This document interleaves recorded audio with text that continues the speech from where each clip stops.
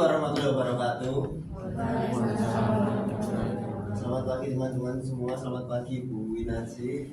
Pada kesempatan pagi ini kelompok 8 akan mempresentasikan rancangan hukum lingkungan Zero Waste di kampus Unesa. Sebelumnya perkenalkan, nama saya Dani Restu dengan NIM belakang 008. Saya Wanandra dengan NIM belakang 035. Saya Karimah Nurani Putri Maula dengan NIM belakang 050. Saya Dina Hadisa dengan NIM belakang 026. Sebelumnya kami akan mulai dengan penjelasan atau logbook dari kegiatan penelitian yang telah kami lakukan. Yang pertama, mulai dari tanggal 23 Mei 2026, yaitu pembentukan kelompok, dilanjutkan besoknya 24 Mei 2026, pembagian tugas dengan bagian makalah ditugaskan kepada Adina dan Wanandra, kemudian BPT adalah saya, Gali, dan Aini. Selanjutnya adalah tanggal 25 Mei 2026 sampai 26 Mei 2026 mencari artikel ilmiah di Scopus dengan menyeleksi topik artikel yang sesuai dengan rancangan hukum lingkungan yang akan kami lakukan. Berikutnya tanggal 27 sampai 28 adalah pengerjaan bab 1 dan bab 2. Dan disusul tanggal 29 Mei 2026 sampai 30 adalah pengerjaan makalah bab 3 dan pengeditan atau penyuntingan makalah. Terakhir tanggal 1 Juni sampai 3 Juni 2026 adalah penyusunan DPT, penyuntingan dan pengumpulan DPT. Latar belakang penelitian kami adalah permasalahan sampah di lingkungan kampus perguruan tinggi merupakan isu lingkungan yang semakin mendapat perhatian serius dalam kerangka pembangunan berkelanjutan. Unesa atau Universitas Negeri Surabaya sebagai institusi pendidikan tinggi dengan puluhan ribu sivitas akademika per tahunnya memiliki potensi timbulan sampah yang signifikan setiap hari. Presentasi ini bertujuan memaparkan rancangan kebijakan hukum lingkungan berbasis zero waste yang aplikatif dan kontekstual bagi mahasiswa atau sivitas akademika Unesa, dengan mengintegrasikan kerangka regulasi hukum lingkungan Indonesia dan pendekatan ilmiah pengelolaan sampah di perguruan tinggi. Rumusan masalah dari penelitian kami adalah bagaimana kondisi dan permasalahan sampah yang terdapat di lingkungan Indonesia. Kedua, apa landasan hukum dan konseptual yang mendukung perancangan kebijakan zero waste di Indonesia tersebut. Yang ketiga, bagaimana rancangan kebijakan hukum lingkungan zero waste yang komprehensif, realistis, dan aplikatif untuk Indonesia. Dan terakhir, bagaimana strategi implementasi dan mekanisme monitoring evaluasi kebijakan tersebut. Selanjutnya adalah pembahasan. Pembahasan yang pertama adalah terkait kondisi sampah di Unesa. Sumber sampah utama yang ada di Unesa berasal dari kantin yang berkontribusi tertingginya mencapai kurang lebih 40%. Yang kedua, ruang kelas. Selanjutnya ada area perkantoran, taman, laboratorium, termasuk limbah B3 dan perpustakaan. Yang selanjutnya adalah karakteristik sampah. Didominasi oleh sampah organik, sisa makanan, dan taman, disusul sampah kertas, serta peningkatan tren sampah plastik akibat belanja daring atau belanja secara online. Selanjutnya adalah dampak lingkungan. Penumpukan zat organik melepas gas metana atau CH4 membawa efek rumah kaca, timbulnya air lindi, serta sampah plastik yang menyumbat saluran drainase.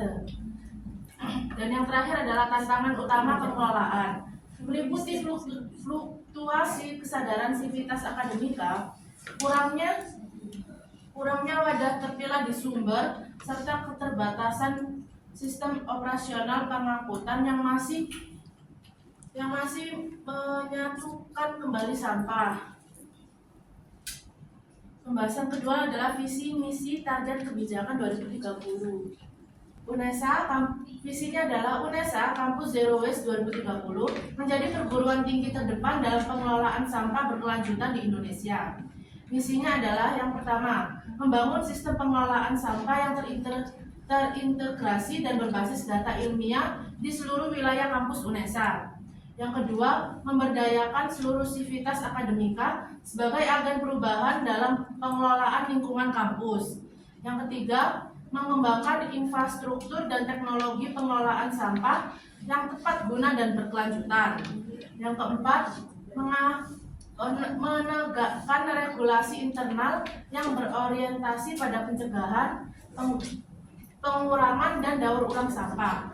Dan yang terakhir adalah menjalin kemitraan strategis dengan pemerintah, industri, dan masyarakat dalam ekosistem sirkular ekonomi. Selanjutnya adalah pembahasan yang ketiga, yaitu mengenai kebijakan pengurangan dan pemilahan yang terintegrasi.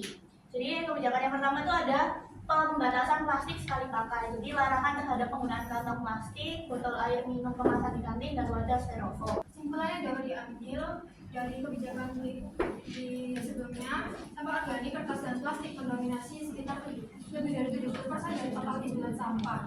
Nah, implementasi aturan internal kampus itu berupaya pada undang-undang perlindungan dan pengelolaan lingkungan hidup yang berparadigma preventif.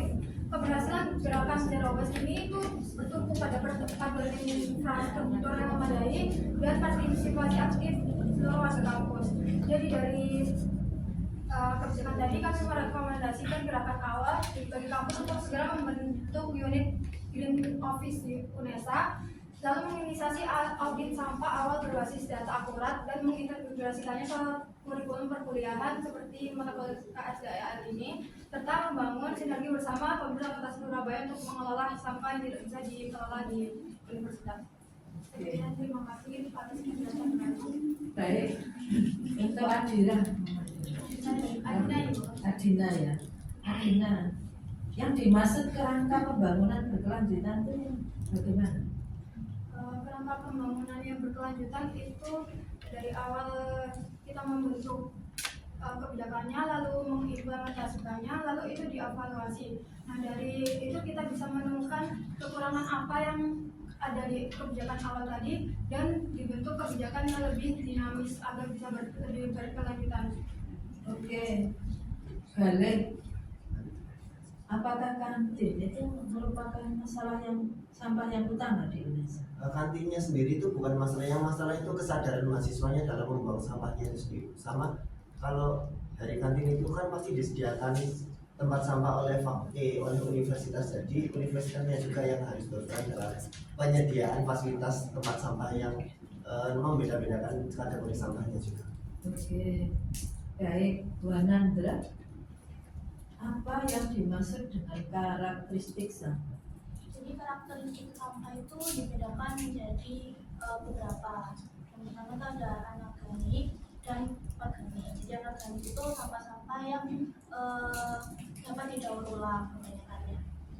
Dan sampah-sampah yang begitu. Terus organik itu untuk sisa-sisa makanan yang diambil dari Oke, baik. Selanjutnya ini apa relevansi efek rumah kaca dengan sampah? Apa relevansinya efek rumah kaca dengan sampah? Ini relevansi efek rumah kaca dan sampah. PT-mu itu apa relevansi?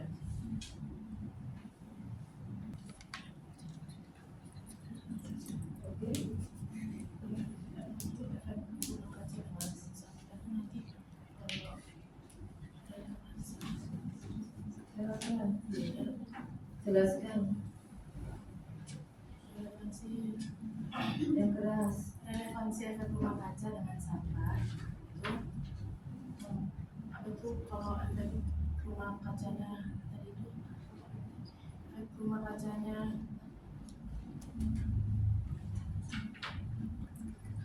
Oke, kita beri aplaus untuk kelompok gerakan.